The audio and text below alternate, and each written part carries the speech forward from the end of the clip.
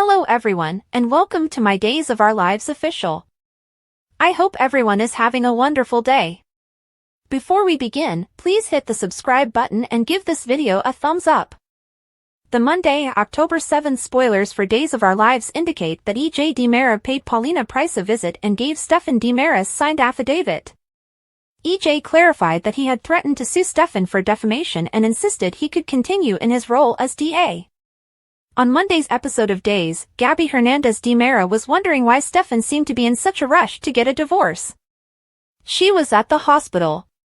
Stefan mentioned the earlier exchange in which EJ made fun of him for still being unable to move past the picture of Gabby sharing a bed with his brother. Gabby admitted that the picture of Stefan and Ava Vitali was also lingering in her mind. Gabby and Stefan enjoyed some emotional moments together as they reflected on their love story, even though they knew there was no turning back from the damage that had been done. Gabby said goodbye to Stefan and reassured him that she and he were on the same page regarding the divorce, but she also allowed her feelings run wild while they were by themselves. Gabby snapped at EJ for his earlier gloating to Stefan when he stopped by later. However, Gabby ultimately understood she couldn't blame EJ for her inevitable divorce. Although EJ gave hints that Gabby could still be able to save her marriage, she predicted that this time it will end permanently. In the Monday's Days episode, Ava discussed her outstanding rent balance with Josh Taylor's character, Roman Brady, at the pub. Roman was ready to give Ava her work back, but first he suggested that she talk to Stefan and find out how things stood. Stefan questioned whether Ava was come to recover the job he had offered her when she showed up at the bistro. She hoped Stefan wasn't going too fast after he described how the divorce was proceeding. Stefan encouraged Ava to go back to work for him because his marriage wouldn't be an issue and he didn't see any need to drag this out any longer because the harm was already done. Julie Williams intimated to Thomas and Charlotte DiMera in the town square that Chad DiMera had a surprise in store for them. The children were perplexed when Leo Stark, Greg Rickard, appeared and announced that he had heard excellent news regarding Abigail DiMera, as they had assumed their mother had passed away. Leo created a tale about Abigail receiving an upgrade to angel wings and connected it to his tooth fairy trick. On Monday's episode of Days, Chad visited with Abigail at the Horton home and attempted to persuade her that it was time to tell the kids the truth. Abigail was still determined not to let Thomas and Charlotte down by forgetting them. When Julie and the kids got home, Thomas inquired as to the identity of Abigail.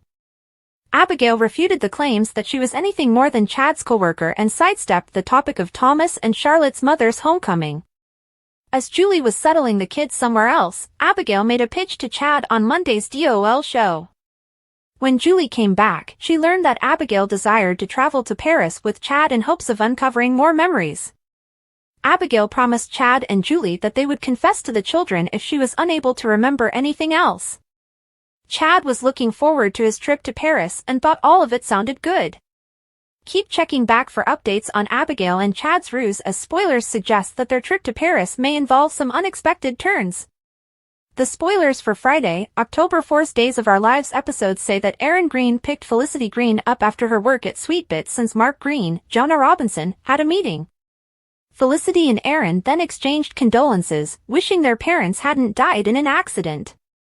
On Friday's episode of Days, Abigail DiMera, Annalyn McCord, thought back on her fictitious marriage vow recollection and how difficult it was to see the joy in Chad DiMera's eyes while strolling around the park. Mark understood Abigail would find this difficult, but they both agreed that they had to do as Clyde Weston told them. It was Abigail's and Mark's mother's only means of survival. After Erin fed Felicity to the ducks, they happened to run across Mark and Abigail. Mark claimed to have ended his meeting early, went for a walk, and ran into his patient after that. Felicity and Erin were introduced to Abigail by Mark, and Erin thought she looked familiar.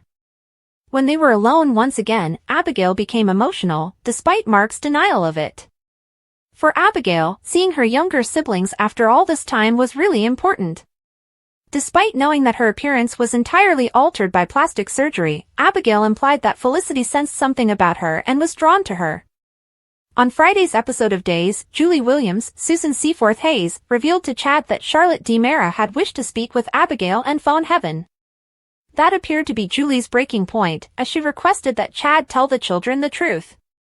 In the end, Chad consented and called for Abigail, who appeared uncomfortable when he informed her that he intended to inform Charlotte and Thomas DiMera. On Friday's DOL show, Mark was back with his mother and they were looking at a picture of her holding Felicity when she was a newborn. Mark continued to hide his whereabouts with his younger brothers, anxious to help his mom out of this predicament. At the bistro, Dan Furiegel's character E.J. DiMera threatened to sue Brandon Barish's character Stefan DiMera for defamation unless he submitted an affidavit certifying that all of his prior claims were patently false. Stefan acknowledged that he now knew Gabby Hernandez DiMera, Sherry Jimenez, had only had one sexual relationship with E.J. before he signed the paperwork. That was true, E.J. conceded, but only because he'd turned Gabby down the last time she tried to find him. Regarding the one occasion they really hit the sheets, E.J. had a sneaking suspicion Stefan would never be able to shake the picture. On Friday's episode of Days, Rafe Hernandez, Galen Gehring, called Jada Hunter, Elia Cantu, from the hospital to let her know when he will soon be leaving. Rafe went to Gabby's room as well. It was there that she awoke from a dream in which Stefan was begging to see her again. Rafe was out of bed, and Gabby was even more excited to see him go home. Rafe, on the other hand, wasn't overly happy when Gabby acknowledged that she had slept with E.J. and exacerbated the matter with Stefan. Rafe called E.J. after lecturing Gabby about how much he still loved Stefan and how he was hitting the sheets with E.J. of all people. Rafe called E.J. a stupid SOB before instructing him to stay away from Gabby and quit meddling in her marriage. E.J. unplugged and pretended that Stefan and Gabby's marriage was doomed with a pleased expression on his face. Later, Stefan paid Gabby a visit at the hospital, informing her that he had spoken with his attorney and conveyed the news regarding Gabby's impending divorce. We'll share more future predictions as we learn more about Gabby and Stefan's apparent need to choose different paths, according to spoilers from Days of Our Lives. Sadly, it's not true that horrible things exclusively occur on daytime television, despite our best efforts to claim otherwise. Camila Banus, a former cast member of Days of Our Lives, is currently preparing for a severe blow. It should come as no surprise that the Miami native returned to Florida, this time to the Tampa Bay area on the state's west coast, after quitting the Sudsar after 13 years of playing Gabby, and now, Hurricane Milton is heading straight for her. Thankfully, Milton is expected to weaken significantly before it makes landfall on the western Florida coast. The hurricane has already strengthened into a Category 5 storm near the Gulf Coast. Even though it might only be a Category 3 hurricane when it reaches Tampa, it will still be a very strong and destructive storm. And Banus amply demonstrated that point by posting pictures of her storm preparation on her Instagram stories while she stood in line for free tarps and 10 free sandbags for hours. There were very few supplies available to city dwellers because all the stores were closed. Banus said that she was prepping my house as much as possible. In my neighborhood, a storm surge of 8 feet is anticipated. We can't imagine facing that type of flooding. However, far too many people currently live in this reality, just as they did for Helene. However, this hurricane is directly headed for Tampa Bay, although the previous one passed past it. And, as Banus knows, there's only so much they can do to attempt to reduce it and get out of the way. She went on with her story, saying, "We will be fine, but the house will probably be wrecked." Even though the second part of that is terrible, what matters most is that Banus and her family stay secure. Although it must be terrible to watch the devastation of your house coming towards you and not be able to stop it, items can always be replaced and buildings can always be rebuilt. Life is significantly more valuable.